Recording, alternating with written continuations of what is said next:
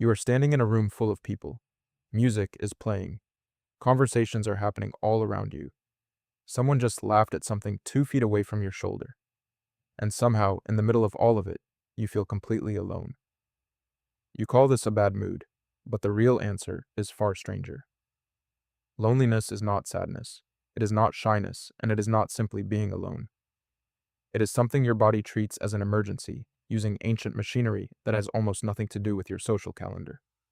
To understand why loneliness can feel unbearable, you have to stop thinking of it as an emotion. You have to start thinking of it as an alarm. Picture an early human separated from the group. Maybe they wandered too far chasing an animal. Maybe the group moved faster than expected. Whatever the reason, they are now alone. And alone meant something very specific 200,000 years ago. Alone meant no one watching your back while you slept. Alone meant no one to help fight off a predator. Alone meant a dramatically higher chance of dying before morning. The humans who felt nothing when isolated simply didn't survive long enough to pass on that indifference. The humans who felt something, a sharp, uncomfortable, unignorable pull back toward the group, were the ones who made it. That discomfort was not a flaw. It was a survival signal, as real and as urgent as hunger or thirst. This is where the story gets interesting.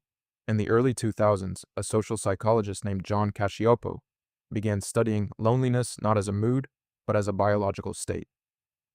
He found that lonely people showed elevated levels of stress hormones, disrupted sleep patterns, and immune systems that behaved as though the body was under constant threat.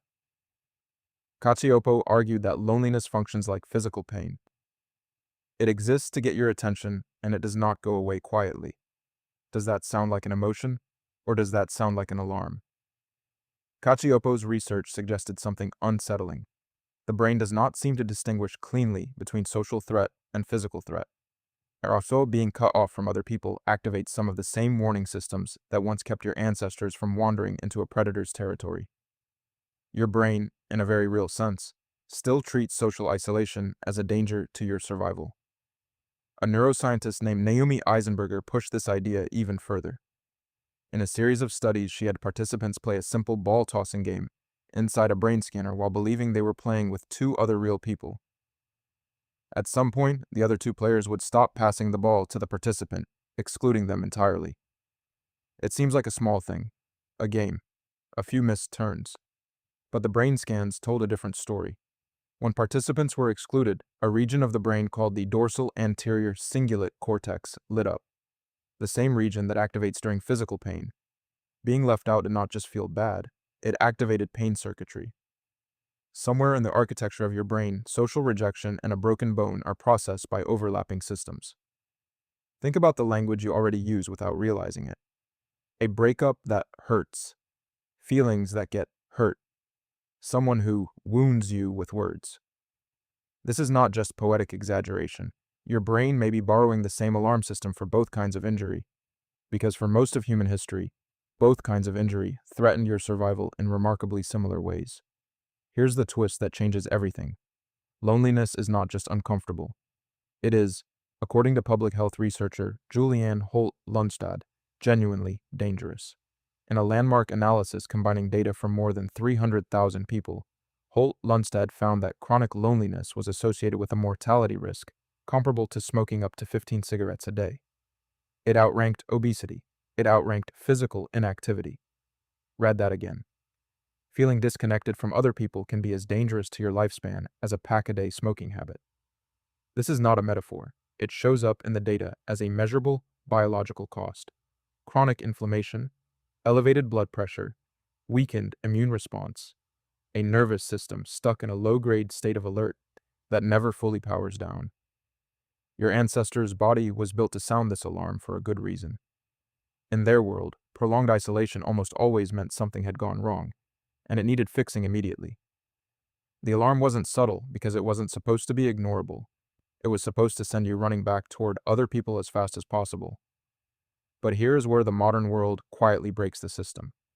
Your ancestors' alarm assumed that if you were physically near other humans, you were safe. Proximity meant protection. Being surrounded by your tribe meant the threat had passed. That assumption held for almost the entirety of human history.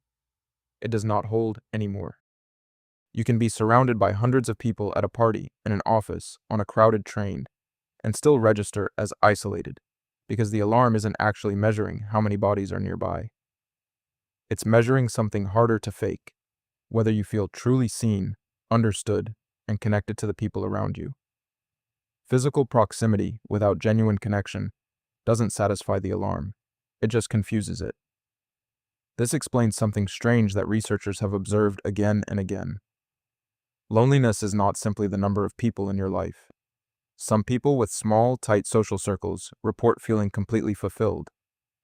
Some people with hundreds of contacts, dozens of group chats, and a packed social calendar report feeling profoundly alone.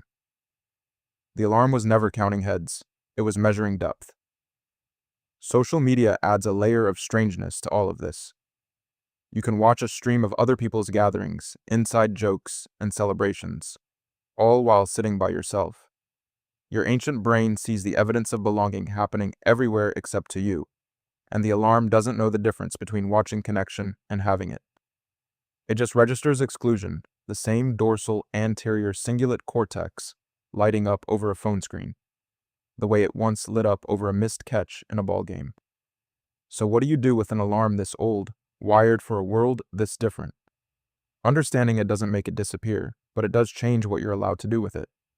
Loneliness stops being a personal failing, a sign that something is wrong with you specifically, and starts looking like exactly what Cacioppo described: a biological signal doing its job in an environment it was never designed for. The ache is not weakness, it is your nervous system correctly identifying that something important is missing, even if it can't tell you exactly what to do about it in a world of crowded rooms and empty conversations. Researchers studying this now point towards something consistent. The antidote isn't more people, it's depth. A short, genuine conversation with one person who actually listens appears to quiet this alarm more effectively than hours spent in a crowded, noisy room full of acquaintances. Quality of connection, not quantity of contact, is what the system was built to respond to. Think again about your ancestor, alone in unfamiliar territory, feeling that unbearable pull back toward the group. That pull wasn't cruelty built into your biology. It was protection. It was your body doing everything it could to get you back to the people who would keep you alive.